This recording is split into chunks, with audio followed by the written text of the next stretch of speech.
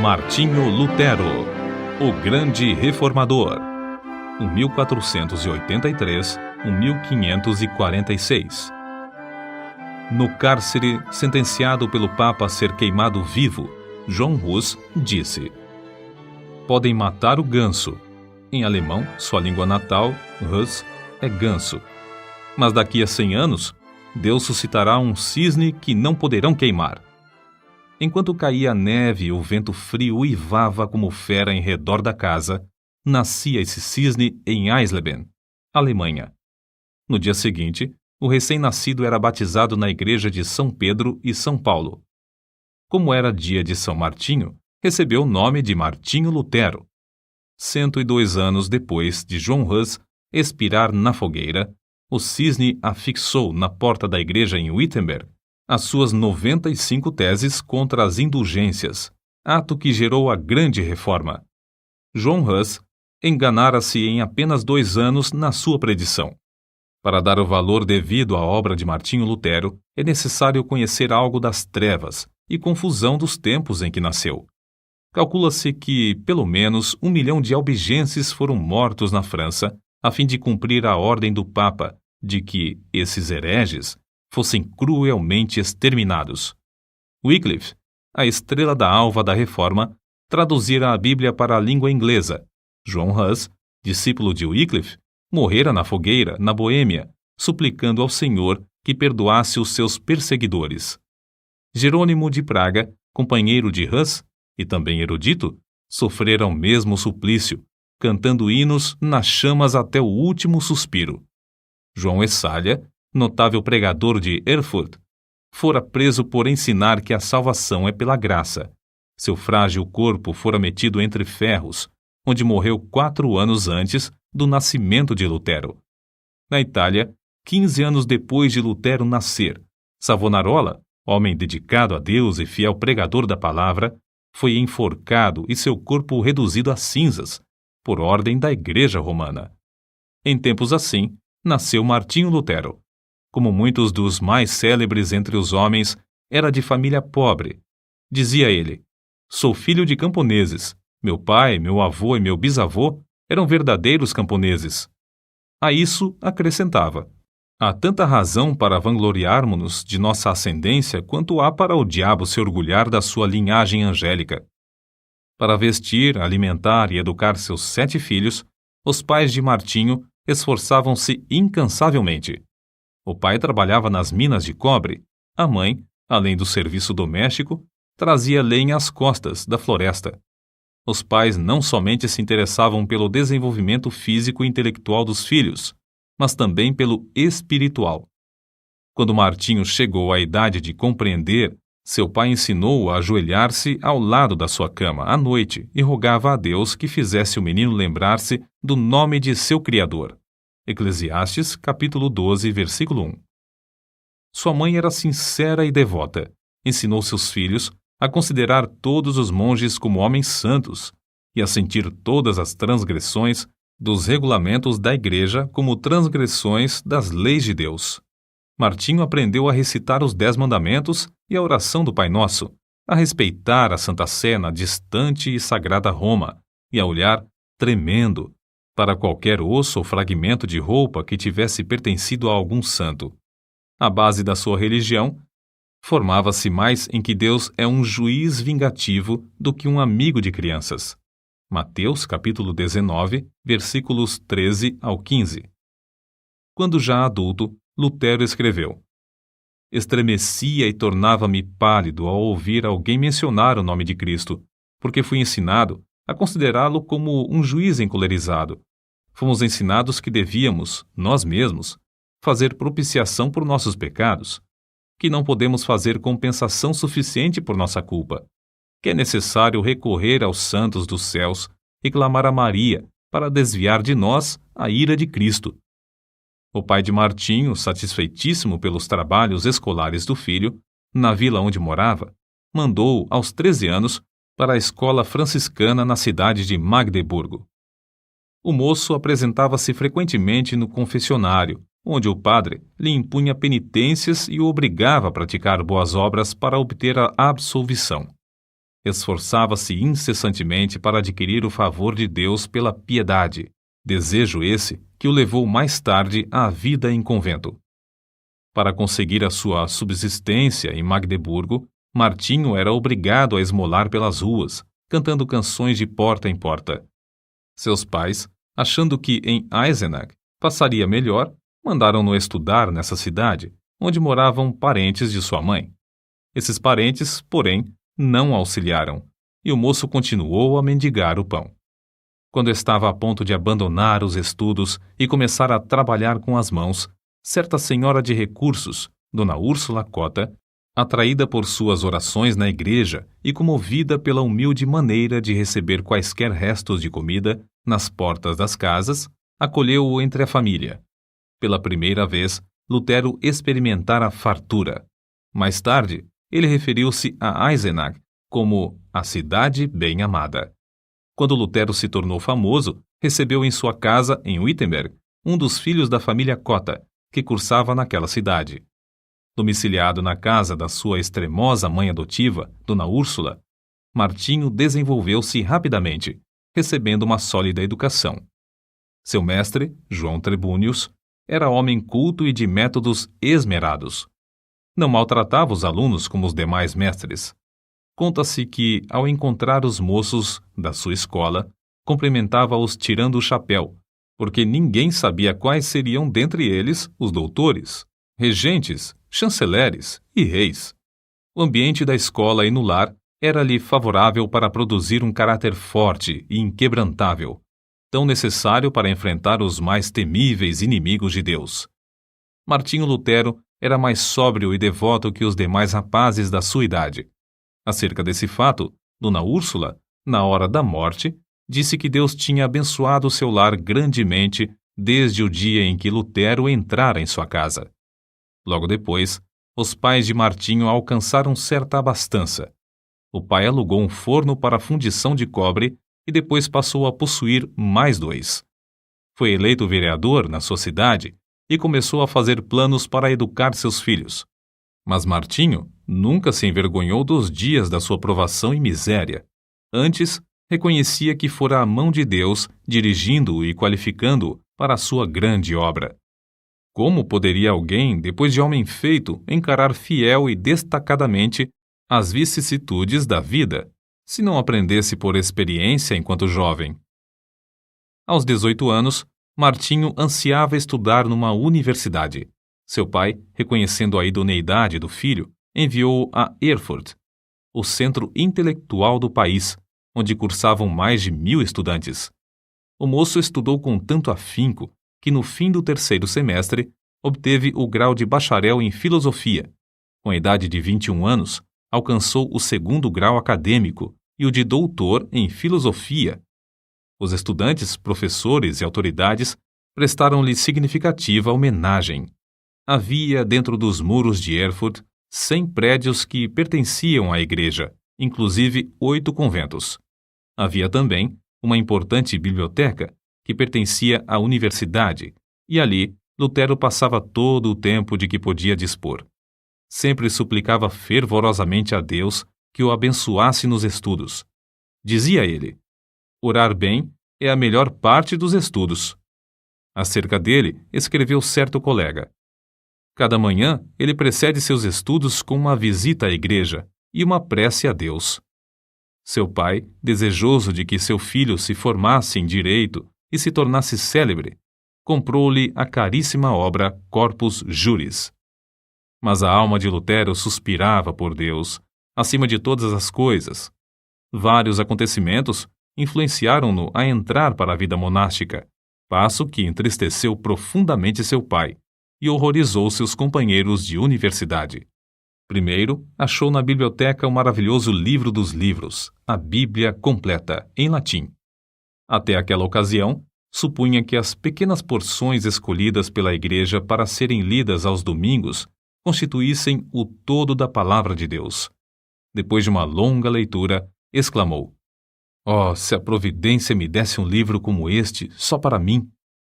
Continuando a ler as Escrituras, seu coração começou a perceber a luz e a sua alma a sentir ainda mais sede de Deus.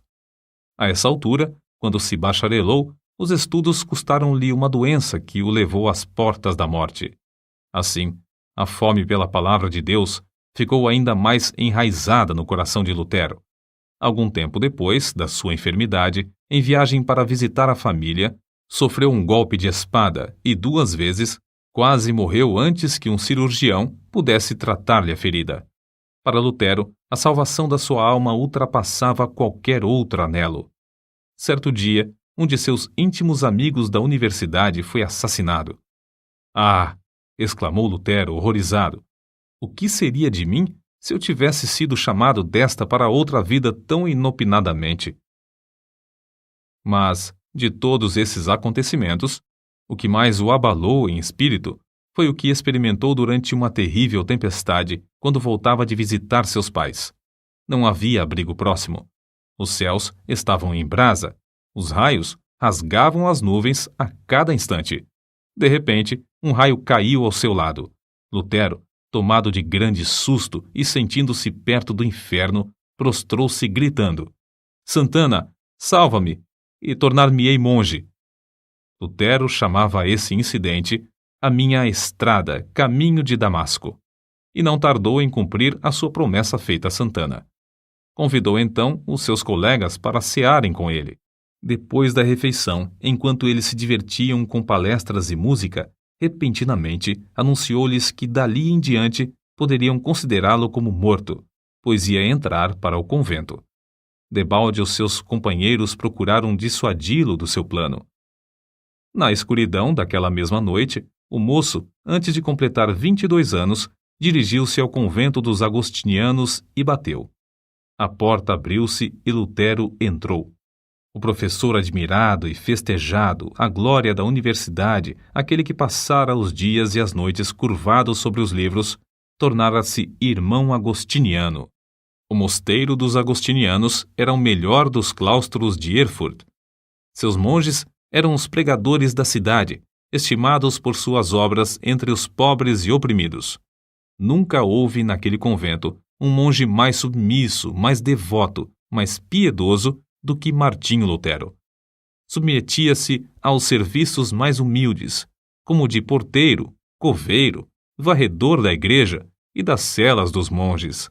Não recusava mendigar o pão cotidiano para o convento nas ruas de Erfurt. Durante o ano de noviciado, antes de Lutero ser feito monge, seus amigos fizeram tudo para dissuadi-lo de confirmar esse passo. Os companheiros, os quais convidara para a ceia e anunciara a intenção de ser monge, ficaram no portão do convento 2 dias, esperando que ele voltasse. Seu pai, vendo que seus rogos eram inúteis e que todos os seus anelantes planos acerca do filho iam fracassar, quase enlouqueceu. Assim se justificou Lutero. Fiz a promessa a Santana para salvar a minha alma. Entrei para o convento e aceitei esse estado espiritual somente para servir a Deus e ser-lhe agradável durante a eternidade. Quão grande, porém, era a sua ilusão, depois de procurar crucificar a carne pelos jejuns prolongados, pelas privações mais severas e com vigílias sem conta, achou que, embora encarcerado na sua cela, tinha ainda de lutar contra os maus pensamentos. Sua alma clamava: dá-me santidade ou morro por toda a eternidade. Leva-me ao rio de água pura, e não a estes mananciais de águas poluídas. Traze-me as águas da vida, que saem do trono de Deus. Certo dia, Lutero achou na biblioteca do convento uma velha Bíblia, latina, presa à mesa por uma cadeia. Achara, enfim, um tesouro infinitamente maior que todos os tesouros literários do convento. Ficou tão embevecido que, durante semanas inteiras, deixou de repetir as orações diurnas da ordem. Então, despertado pelas vozes da sua consciência, arrependeu-se de seu desleixo. Era tanto o remorso que não podia dormir. Apressou-se a reparar o seu erro. Fê-lo com tanto anseio que não se lembrava de alimentar-se. Então, enfraquecidíssimo por tantos jejuns e vigílias, sentiu-se oprimido pelas apreensões até perder os sentidos e cair por terra. Aí os outros monges o acharam, admirados novamente de sua excepcional piedade. Lutero somente voltou a si depois de um grupo de coristas o haver rodeado, cantando. A suave harmonia penetrou-lhe o coração e despertou o seu espírito. Ainda assim, lhe faltava a paz perpétua para a alma. Ainda não havia ouvido cantar o coro celestial. Glória a Deus nas alturas, paz na terra, boa vontade para com os homens. Nessa altura, o vigário-geral da ordem agostiniana, Staupitz, visitou o convento. Era homem de grande discernimento e devoção enraizada. Compreendendo logo o problema do jovem monge, ofereceu-lhe uma Bíblia na qual Lutero leu que o justo viverá da fé. Por quanto tempo tinha ele anelado! Oh, se Deus me desse um livro destes só para mim! Agora ele o possuía. Na Bíblia achou grande consolação, mas a leitura não podia completar-se em um dia. Ficou mais determinado do que nunca a alcançar paz para sua alma, na vida monástica, jejuando e passando noites a fio sem dormir. Gravemente enfermo, exclamou: os meus pecados, os meus pecados! Apesar de sua vida ter sido livre de manchas, como ele afirmava e outros testificavam, sentia sua culpa perante Deus, até que um velho monge lembrou-lhe uma palavra do credo: creio na remissão dos pecados. Viu então que Deus não somente perdoara os pecados de Daniel e de Simão Pedro, mas também os seus. Pouco tempo depois desses acontecimentos, Lutero foi ordenado padre.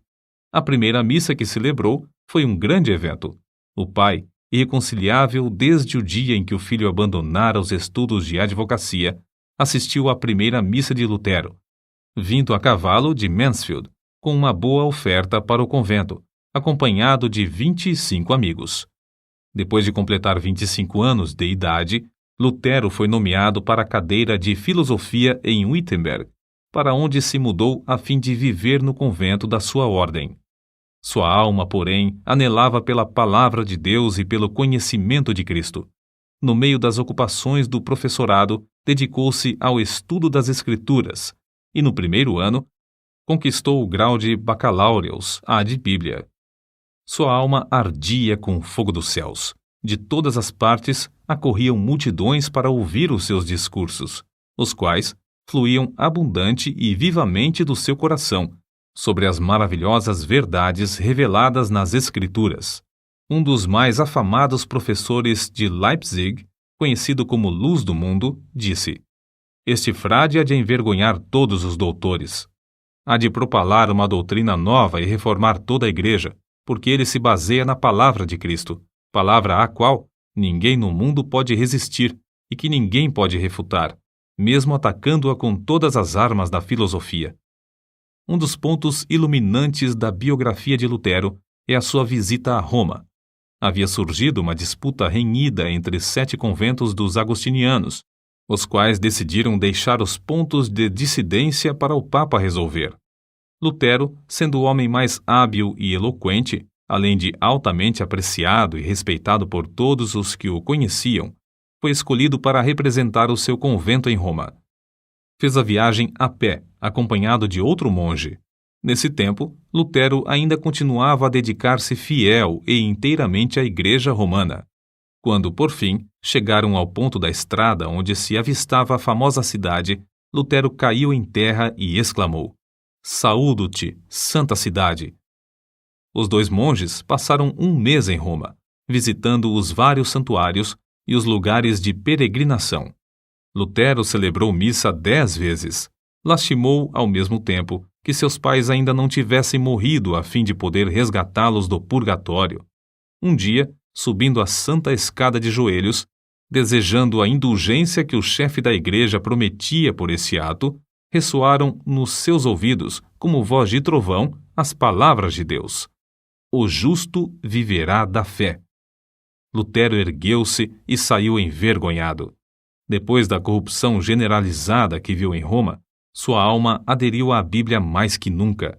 Ao chegar novamente ao seu convento, o vigário-geral insistiu em que desse os passos necessários para obter o título de doutor, com o qual teria o direito de pregar.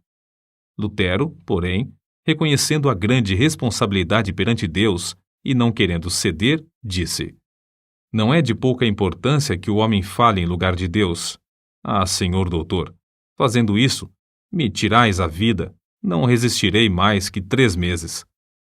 O vigário-geral respondeu-lhe: seja assim, em nome de Deus, pois o Senhor Deus também necessita nos céus de homens dedicados e hábeis. O coração de Lutero, elevado à dignidade de doutor em teologia, abrasava-se ainda mais do desejo de conhecer as Sagradas Escrituras e foi nomeado pregador da cidade de Wittenberg. Os livros que estudou e as margens cheias de anotações que escreveu, em letras miúdas, servem aos eruditos atuais como exemplo de como cuidadosa e minuciosamente estudava tudo em ordem. Acerca da grande transformação da sua vida nesse tempo, ele mesmo escreve: desejando ardentemente compreender as palavras de Paulo, comecei o estudo da Epístola aos Romanos. Porém, logo no primeiro capítulo, consta que a justiça de Deus se revela no Evangelho. Versículos 16 e 17. Eu detestava as palavras a justiça de Deus, porque, conforme foi ensinado, eu a considerava como um atributo do Deus Santo, que o leva a castigar os pecadores. Apesar de viver irrepreensivelmente como monge, a consciência perturbada me mostrava que era pecador perante Deus. Assim, odiava a um Deus justo que castiga os pecadores. Senti-me ferido de consciência, revoltado intimamente. Contudo, voltava sempre para o mesmo versículo, porque queria saber o que Paulo ensinava. Depois de meditar sobre esse ponto durante muitos dias e noites, Deus, na sua graça, me mostrou a palavra: o justo viverá da fé. Vi então que a justiça de Deus, nesta passagem, é a justiça que o homem piedoso recebe de Deus, pela fé como dádiva. Dessa forma, a alma de Lutero saiu da escravidão. A respeito disso, ele mesmo escreveu: então, me achei recém-nascido e no paraíso. Todas as Escrituras tinham para mim outro aspecto. Perscrutava-as para ver tudo quanto ensinam sobre a justiça de Deus. Antes, estas palavras eram-me detestáveis. Agora, as recebo com o mais intenso amor. A passagem me servia como a porta do paraíso.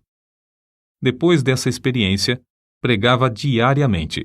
Em certas ocasiões, pregava até 3 vezes ao dia, conforme ele mesmo conta. O que o pasto é para o rebanho, a casa para o homem, o ninho para o passarinho, a penha para a cabra montês, o arroio para o peixe, a Bíblia é para as almas fiéis. A luz do Evangelho, por fim, tomara o lugar das trevas, e a alma de Lutero abrasava por conduzir os seus ouvintes ao Cordeiro de Deus, que tira todo o pecado. Lutero levou o povo a considerar a verdadeira religião, não como uma mera profissão ou sistema de doutrinas, mas como vida em Deus. A oração não era mais um exercício sem sentido, mas o contato do coração com Deus, que cuida de nós com amor indizível. Nos seus sermões, Deus revelou o seu próprio coração a milhares de ouvintes por meio do coração de Lutero. Convidado a pregar durante uma convenção dos agostinianos, não deu uma mensagem doutrinal de sabedoria humana, como se esperava, mas fez um discurso ardente contra a língua maldizente dos monges. Os agostinianos, levados pela mensagem, elegeram-no diretor sobre 11 conventos. Lutero não somente pregava a virtude, mas praticava-a, amando verdadeiramente o próximo. Nesse tempo, a peste vinda do Oriente visitou Wittenberg. Calcula-se que a 1/4 do povo da Europa, inclusive a metade da população alemã, foi ceifada pela morte. Quando professores e estudantes fugiram da cidade, instaram que Lutero fugisse também.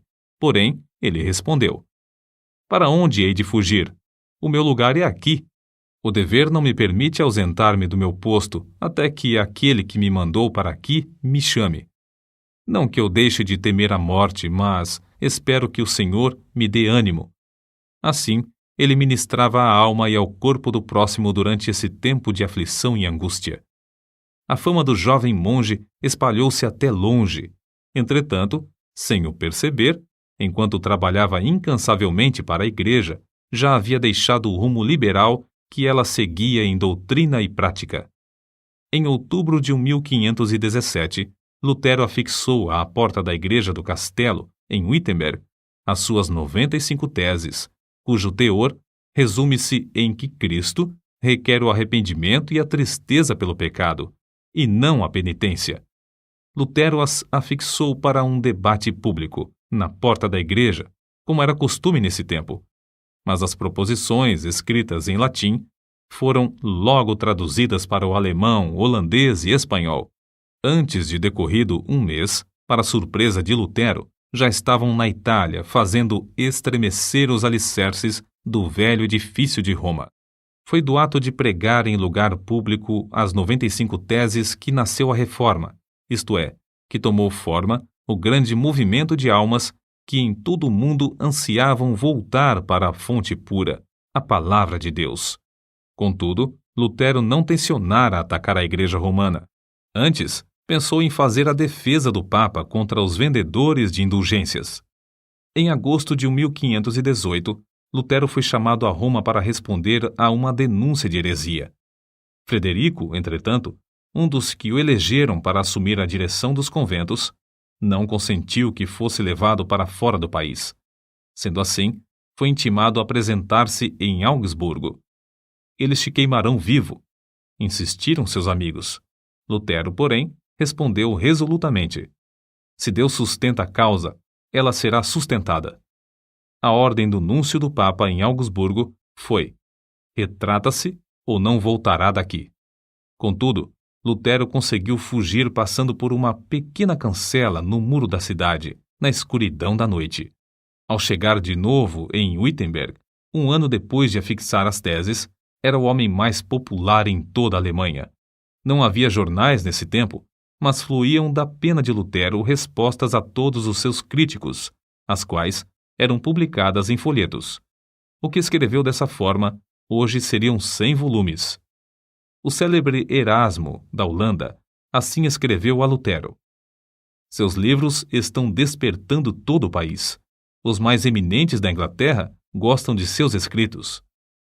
Quando a bula de excomunhão enviada pelo Papa chegou em Wittenberg, Lutero respondeu com um tratado dirigido ao Papa Leão X, exortando, no nome do Senhor, a que se arrependesse. A bula do Papa foi queimada fora do muro da cidade de Wittenberg, perante grande ajuntamento do povo. Assim escreveu Lutero ao vigário-geral. No momento de queimar a bula, estava tremendo e orando, mas agora estou satisfeito de ter praticado este ato enérgico. Lutero não esperou até que o Papa o excomungasse, mas deu logo o pulo da Igreja Romana para a Igreja do Deus vivo. Nesse ínterim, o imperador Carlos V, que ia convocar sua primeira dieta, Assembleia Política, na cidade de Worms, queria que Lutero comparecesse para responder pessoalmente aos seus acusadores. Os amigos de Lutero insistiam em que se recusasse a ir. Não fora John Hus entregue a Roma para ser queimado apesar da garantia de vida por parte do imperador? Mas em resposta a todos os que se esforçavam por dissuadi-lo de comparecer perante seus terríveis inimigos, Lutero, fiel à chamada de Deus, respondeu: ainda que haja em Worms tantos demônios quantas sejam as telhas nos telhados, confiando em Deus, eu aí entrarei. Depois de dar ordens acerca do trabalho, no caso de ele não voltar, partiu. Na sua viagem para Worms, o povo afluía em massa para ver o grande homem que teve coragem de desafiar a autoridade do Papa. Em Mora, pregou ao ar livre, porque as igrejas não mais comportavam as multidões que queriam ouvir seus sermões. Ao avistar as torres das igrejas de Worms, levantou-se na carroça em que viajava e cantou o hino de sua autoria, Ein Festberg, Castelo Forte, que se tornaria o mais famoso da Reforma. Ao entrar, por fim, na cidade, estava acompanhado de uma multidão muito maior do que a que fora ao encontro de Carlos V. No dia seguinte, foi levado perante o imperador, ao lado do qual se achavam o delegado do Papa, 6 eleitores do Império, 25 duques, 8 margraves, 30 cardeais e bispos, 7 embaixadores, os deputados de 10 cidades e grande número de príncipes, condes e barões. É fácil imaginar que o reformador era um homem de grande coragem e de físico forte para enfrentar tantas feras que ansiavam despedaçar-lhe o corpo. A verdade é que passara uma grande parte da vida afastado dos homens, e mais ainda, achava-se fraco da viagem durante a qual foi necessário que um médico o atendesse. Entretanto, mostrou-se corajoso, não em sua própria força, mas no poder de Deus. Sabendo que tinha de comparecer perante uma das mais imponentes assembleias de autoridades religiosas e civis de todos os tempos, Lutero passou a noite anterior em vigília. Prostrado com o rosto em terra, lutou com Deus, chorando e suplicando. Um dos seus amigos ouviu-o orar assim: Ó Deus Todo-Poderoso, a carne é fraca, o diabo é forte. Ah, Deus, meu Deus, que perto de mim estejas contra a razão e a sabedoria do mundo. Falo, pois somente tu podes fazer. Não é a minha causa, mas sim a tua. Que tenho eu com os grandes da terra? É a tua causa, Senhor, a tua justa e eterna causa. Salva-me, ó Deus fiel, somente em ti confio. Ó Deus, meu Deus, vem, estou pronto a dar como um cordeiro a minha vida. O mundo não conseguirá prender a minha consciência, ainda que esteja cheio de demônios. E se o meu corpo tem de ser destruído, a minha alma te pertence e estará contigo eternamente. Conta-se que, no dia seguinte, na ocasião de Lutero transpor a porta para comparecer perante a Dieta, o veterano general Freudesburgo colocou a mão no ombro do reformador e disse-lhe: Pequeno monge, vais a um encontro diferente, que eu ou qualquer outro capitão jamais experimentamos, mesmo nas nossas conquistas mais ensanguentadas. Contudo, se a causa é justa e sabes que o é, avança no nome de Deus, e não temas nada. Deus não te abandonará. O grande general não sabia que Martinho Lutero vencera a batalha em oração e que entrava somente para declarar-lhes que a havia vencido de maiores inimigos. Quando o núncio do Papa exigiu de Lutero, perante a augusta Assembleia, que se retratasse, ele respondeu: Se não me refutardes pelo testemunho das Escrituras ou por argumentos, uma vez que não creio somente nos papas e nos concílios, por ser evidente que já muitas vezes se enganaram e se contradisseram uns aos outros, a minha consciência tem de ficar submissa à palavra de Deus. Não posso retratar-me, nem me retratarei de qualquer coisa, pois não é justo nem seguro agir contra a consciência. Deus me ajude. Amém. De volta ao seu aposento, Lutero levantou as mãos ao céu e exclamou com o rosto todo iluminado: Está cumprido, está cumprido. Se eu tivesse 1000 cabeças, preferiria que todas fossem decepadas antes de me retratar. A cidade de Worms, ao receber as notícias da ousada resposta de Lutero ao núncio do Papa, alvoroçou-se. As palavras do reformador foram publicadas e espalhadas entre o povo, que afluiu para honrá-lo.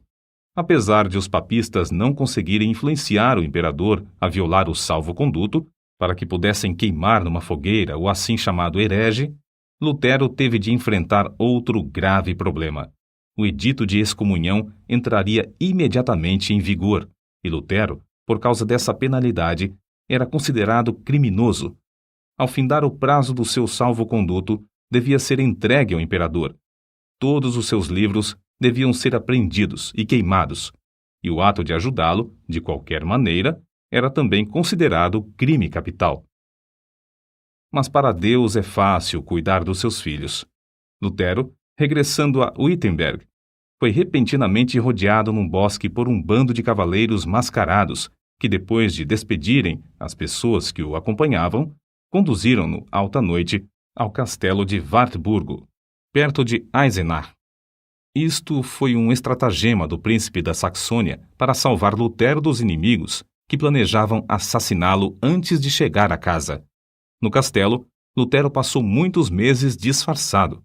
Usou o nome de Cavaleiro Jorge e foi tido como morto. Fiéis servos de Deus oravam dia e noite pelo reformador. As palavras do pintor Alberto Dürer exprimem o sentimento do povo. Ó Deus, se Lutero fosse morto, quem agora nos exporia o Evangelho? Contudo, no seu retiro livre dos inimigos, foi-lhe concedida a liberdade de escrever, E o mundo logo soube, pela grande quantidade de literatura produzida, que a obra saía de sua pena e que, de fato, Lutero vivia. O reformador conhecia bem o hebraico e o grego, e em 3 meses tinha vertido todo o Novo Testamento para o alemão. Em poucos meses mais, a obra estava impressa e nas mãos do povo. 100.000 exemplares foram vendidos em 40 anos, além das 52 edições impressas em outras cidades. Era circulação imensa para aquele tempo, mas Lutero não aceitou 1 centavo de direitos. A maior obra de toda a sua vida, sem dúvida, fora a de dar ao povo alemão a Bíblia na sua própria língua, depois de seu retorno a Wittenberg. Já existiam outras traduções, mas escritas numa forma de alemão latinizado que o povo não compreendia.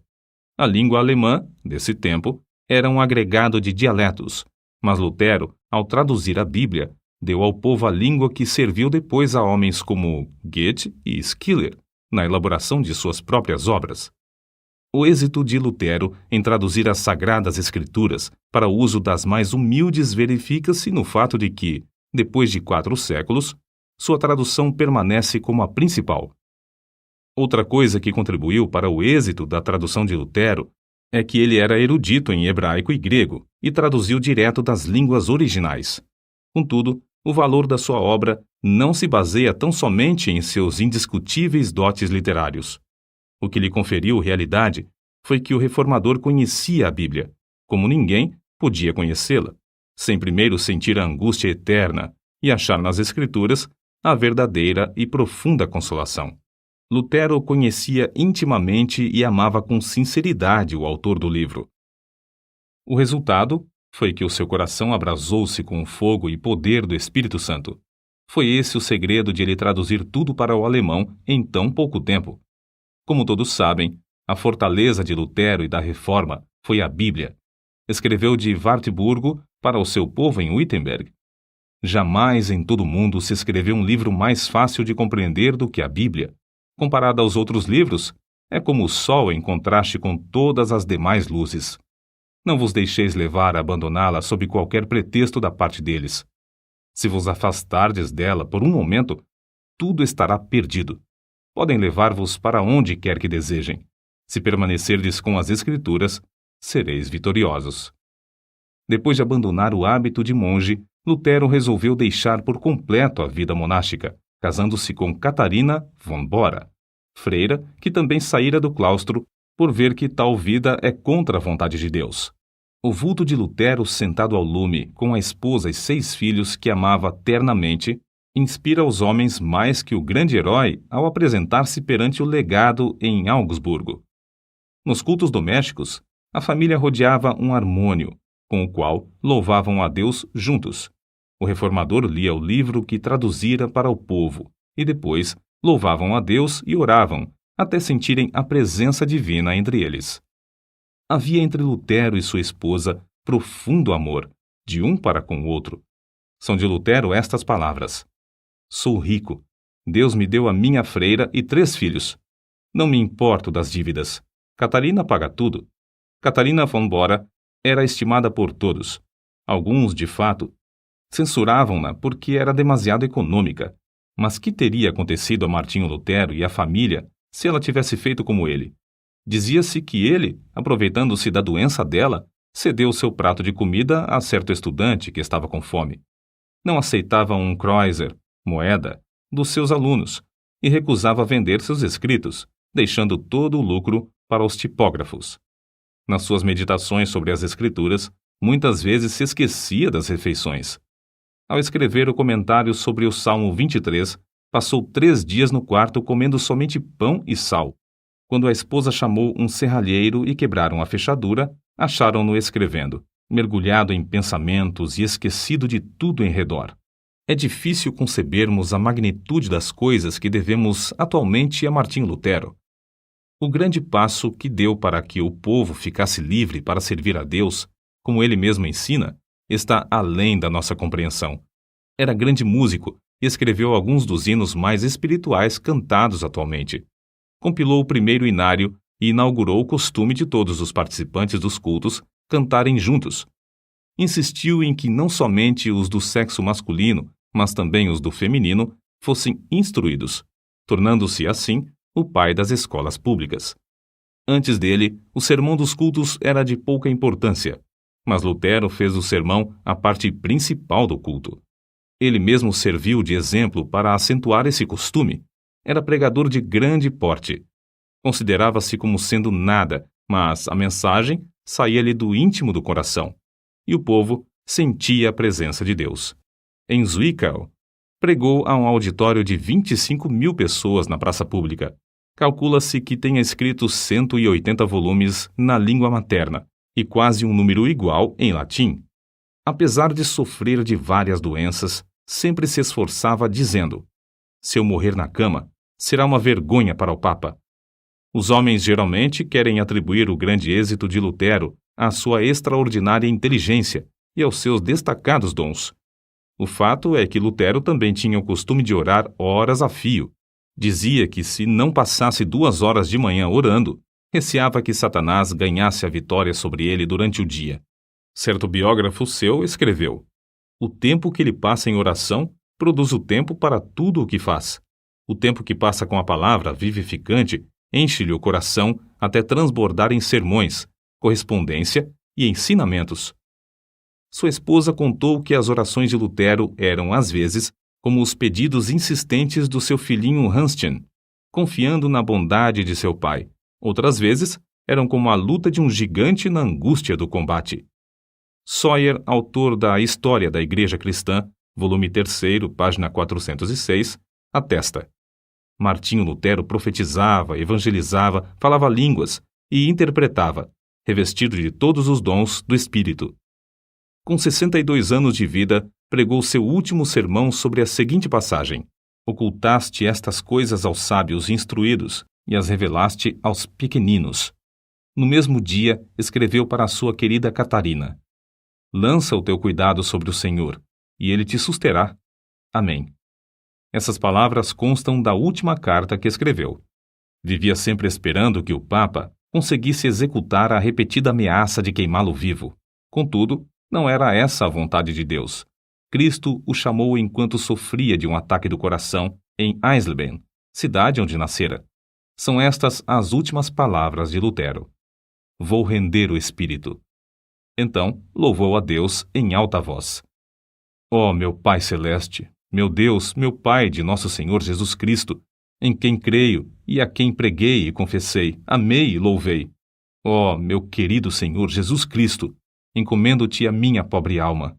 Ó meu Pai Celeste, em breve tenho de deixar este corpo, mas sei que ficarei eternamente contigo e que ninguém me pode arrebatar das tuas mãos. Então, depois de recitar João, capítulo 3, versículo 16, 3 vezes, repetiu as palavras: Pai, em tuas mãos entrego meu espírito, pois tu me resgataste, Deus fiel. Assim, fechou os olhos e adormeceu. Um imenso cortejo de crentes que o amavam ardentemente, com 50 cavaleiros à frente, saiu de Eisleben para Wittenberg. Passando pela porta da cidade onde o reformador queimara a bula de excomunhão, entrou pelas portas da igreja onde, há 29 anos, afixara suas 95 teses. No culto fúnebre, Bugenhagen, o pastor, e Melanchthon, inseparável companheiro de Lutero, discursaram. Depois, abriram a sepultura, preparada ao lado do púlpito, e ali depositaram o corpo. 14 anos depois, o corpo de Melanchthon achou descanso no outro lado do púlpito. Em redor dos dois, jazem os restos mortais de mais de 90 mestres da universidade. As portas da igreja do castelo, destruídas pelo fogo no bombardeio de Wittenberg em 1760, foram substituídas por portas de bronze em 1812, nas quais estão gravadas as 95 teses.